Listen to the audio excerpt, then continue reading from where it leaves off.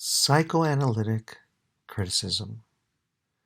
The following presentation is going to observe a critical approach of literature entitled Psychoanalytic criticism. So, psychoanalytic criticism is this critical approach that certainly was influenced by psychoanalysis and psychology.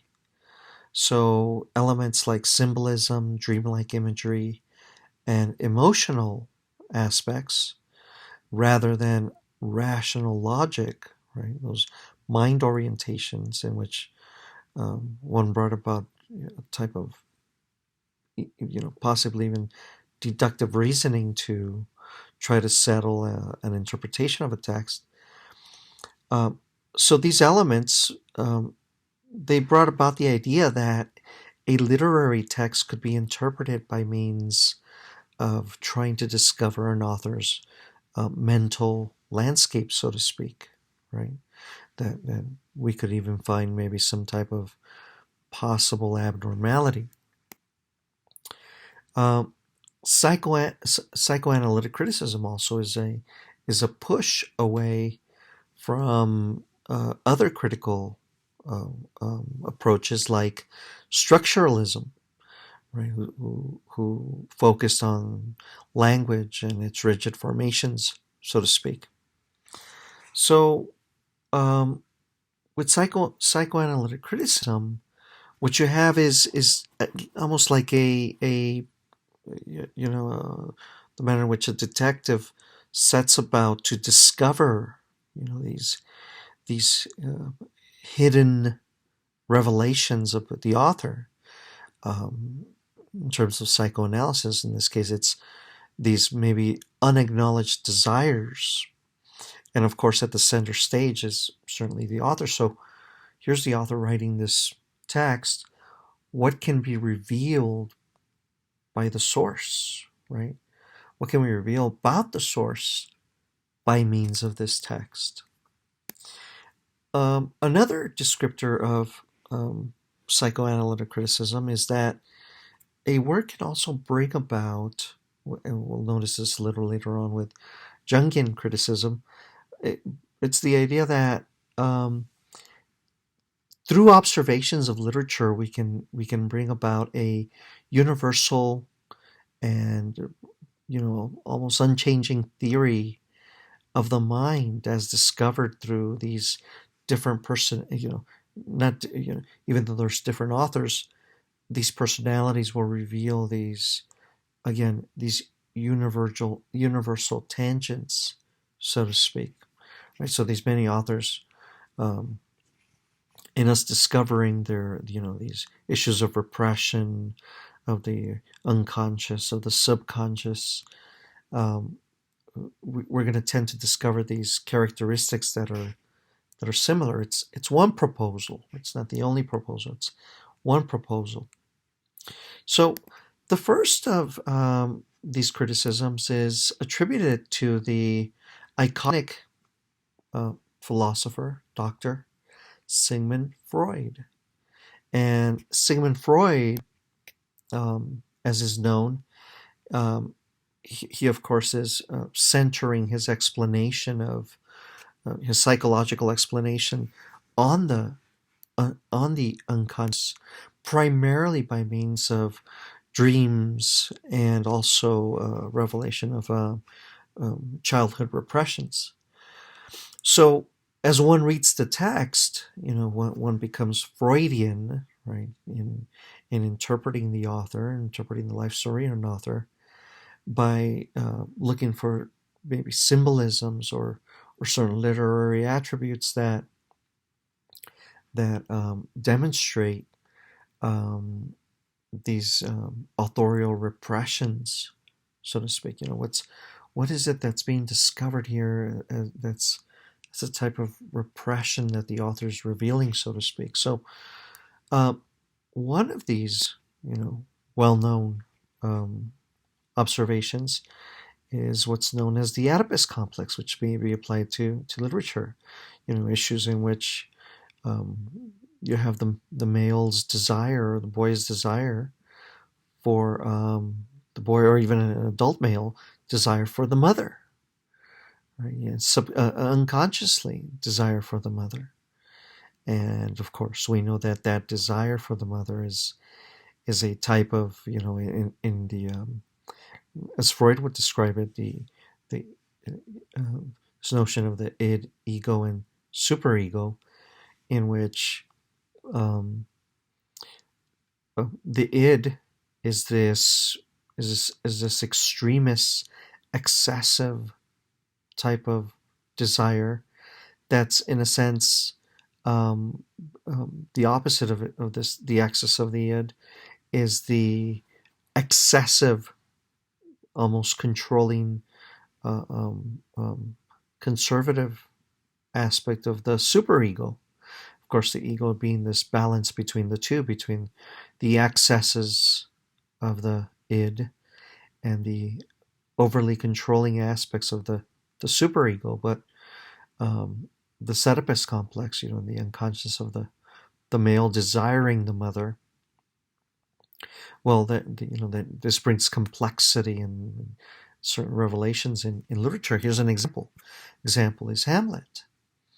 And then, of course, this is a psychoanalytic interpretation. It's not the only interpretation of Hamlet's.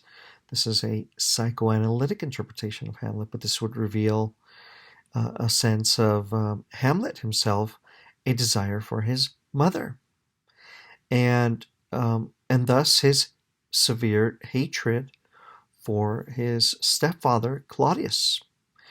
Interpretively, the ghost maybe could be a revelation of Hamlet, and by the same token, of the author's sense of a feeling of guilt, right, for these desires.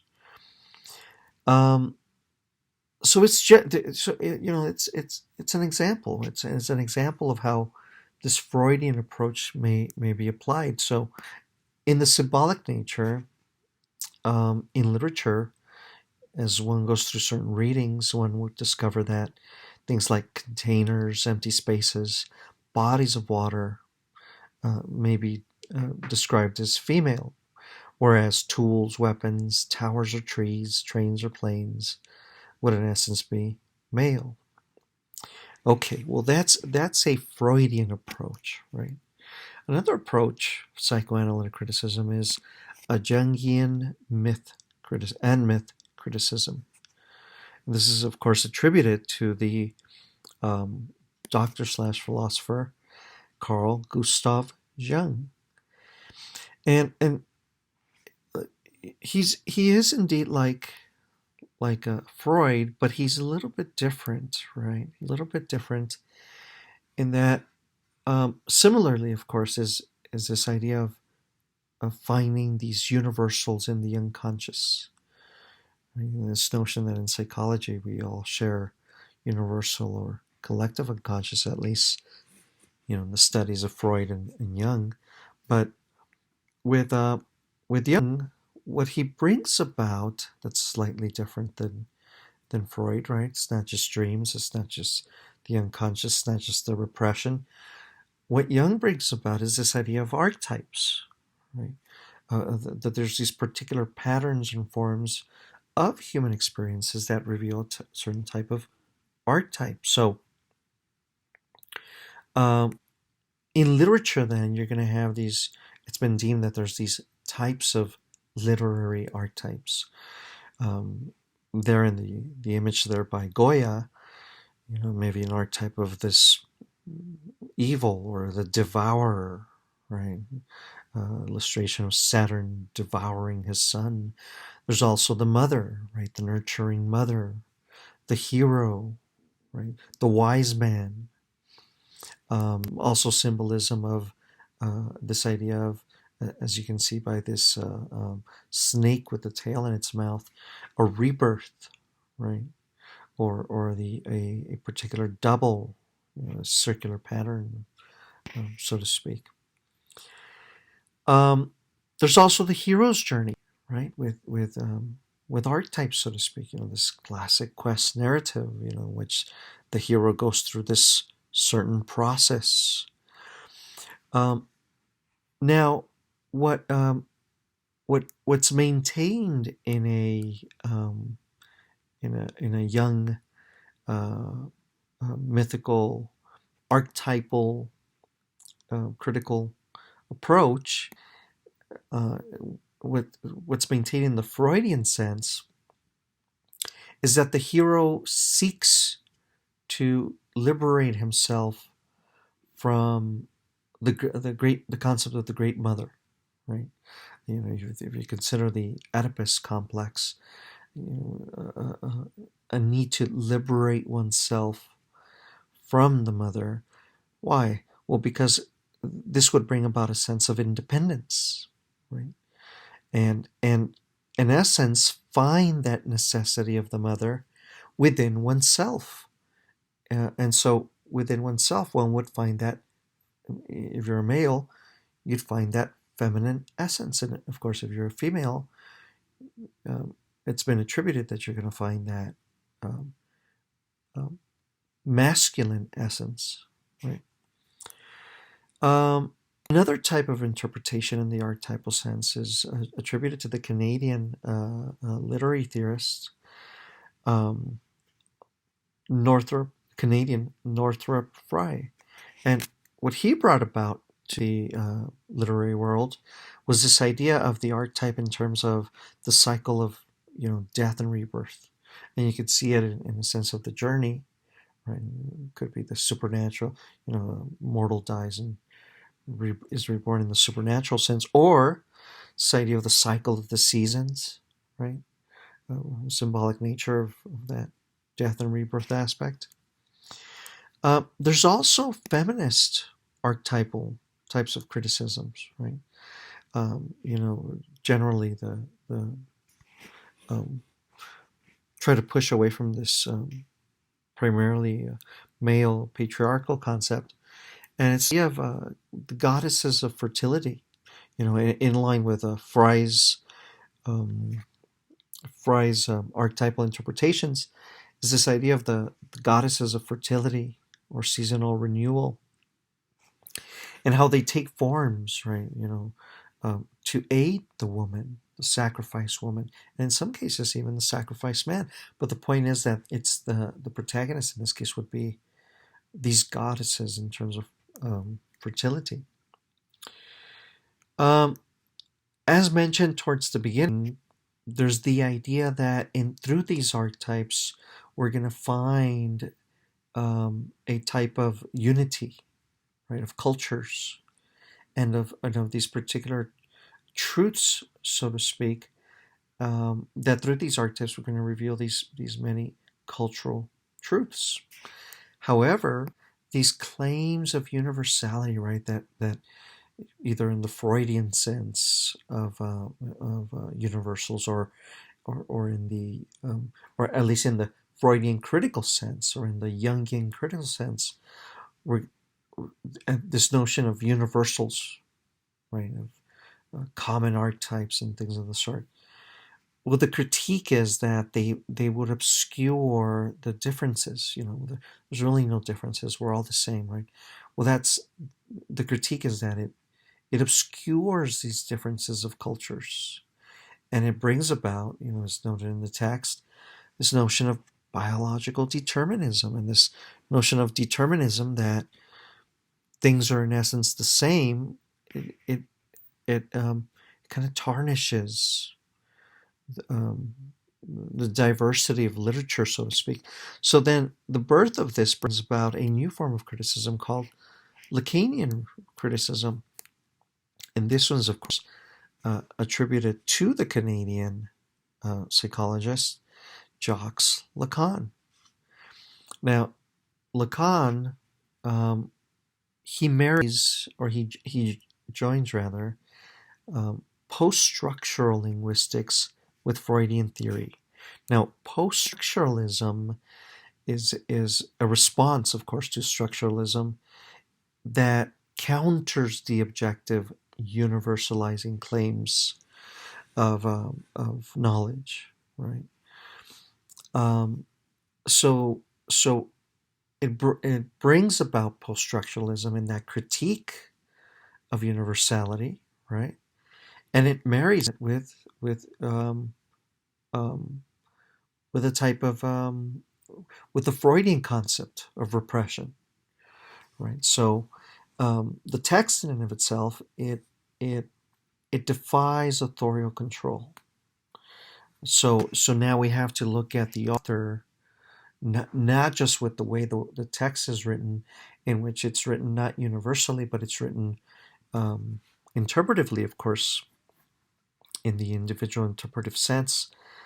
And what occurs is that as the subject, right, as the human subject is being developed, there's a demonstration that he or she is being developed in line with the structure of language, right? So with this, and it's really interesting. So with this formation of language, right, um, it's a language that's not universally endowed, right, but that's constructed in a way that brings about a multiplicity of possible interpretations.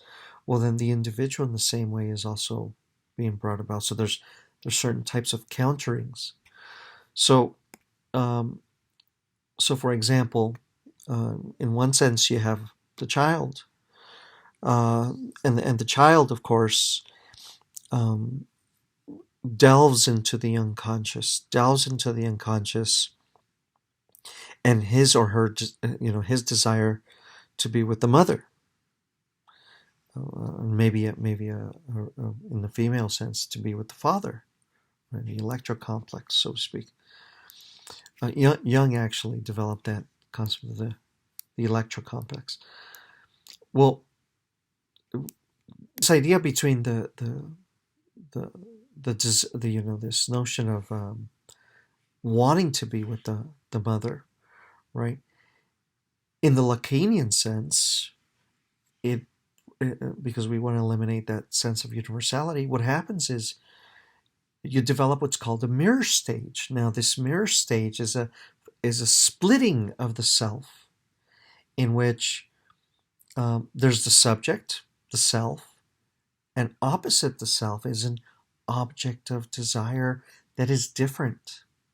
So it's like if you're staring into a mirror, even though there's a consciousness that figure there that's in the mirror, that object that's there in the mirror, right? It's not a subject, it's an object, it's a reflection. That representation there, what it becomes is it becomes an object of desire that's not present in the subject. So as I'm being split, right, as the subject is being split, and he's acknowledging a sense of absence within oneself, and thus the necessity of an object of desire, well then one starts to enter the symbolic order, what's known as the symbolic order, right? In which it's words that start that begin this process of attempting to acquire that absent object of desire. Right? Ultimately, what the language is going to reveal, though, is that there's a signification um, um, of lacking that object, right? So, for example, there's the critical approach of, or the critical interpretation of a loss of paradise.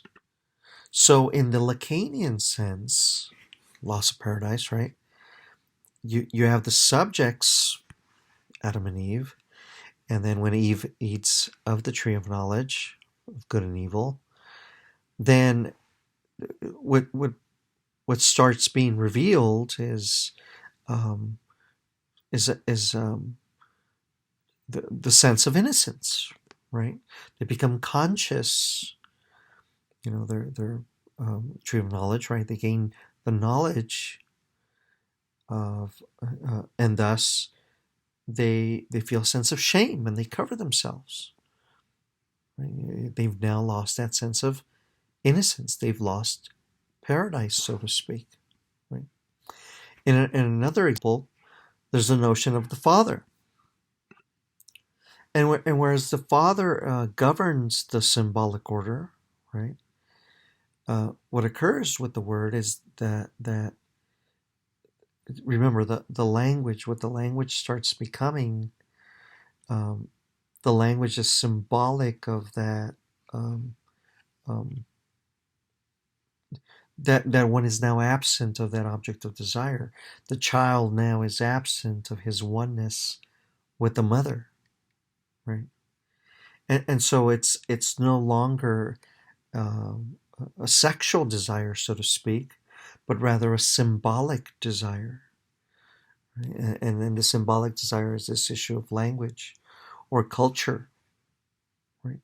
It's not one's nature, right? It's not one's unconscious desire to be with the mother, right? It's this entry into the symbolic order that's symbolically defining the absence of that object of desire. Right?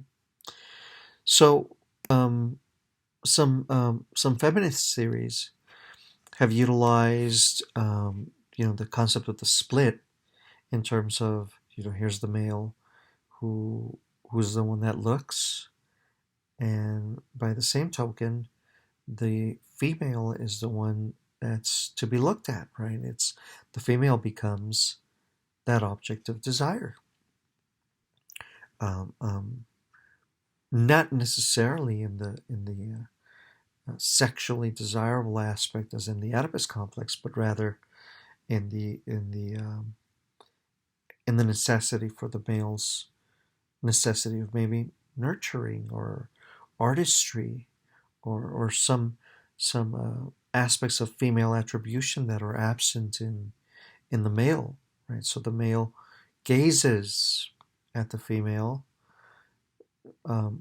not just in the sense of desire, in the sexual sense again, but yes, a desire in necessitating these female attributes, right? These feminine attributes. So another approach, right, is from Julia Kristeva, another critical theorist. And what she does is she brings about this notion of abjection. Now, abjection is this, again, it's that split, right? It's that repression of the infant's desire to be, or infant's sense of union with the mother. Now, the problem here, right? Because if you recall previously, whereas the male wishes to free himself from a desire to be with the mother so that he gains independence and gains, in a sense, power that the mother has. Well, now Kristeva brings this idea of degradation, right? If you go about a union with the mother, then what is it that's going to occur? Well, you're going to die, right? Representation. We think back to Freud about the sense of the cycles and life and death. But if you return to the mother in terms of Mother Earth, then it's a process of death. You're going to die. Why? Because we are buried in Mother Earth. So it's interesting that this connection with, you notice all these psychoanalytic connections, so to speak, right? So as with the